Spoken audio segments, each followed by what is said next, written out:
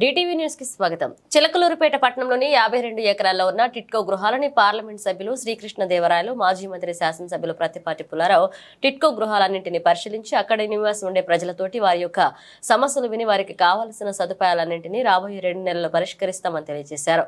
గతంలో తెలుగుదేశం పార్టీ టిట్కో గృహాలని 4600 నిర్మించారని, కానీ వైఎస్ఆర్సీపీ పార్టీ హయాంలో గృహాలని అభివృద్ధి చేయకుండా ఉంచారు.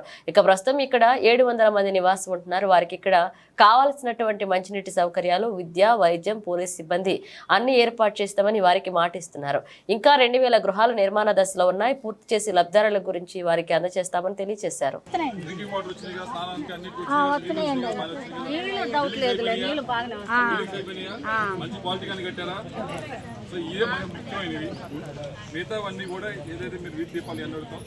బియ్యమే రావట్లేదు.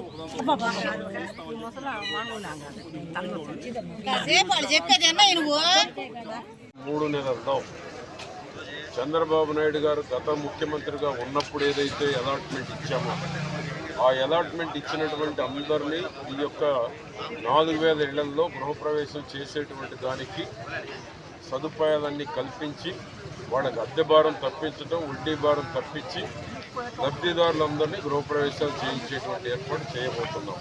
అది ఈ రోజు నుంచే కార్యాచరణ ప్రారంభించాము. ఈ రోజు నుంచి రోజుకి 11 రకాల సమస్యలు ఇచ్చారు. ఇమీడియట్ బోరు కావాలన్నారు, బోర్ ఇమీడియట్ వేస్తున్నాం.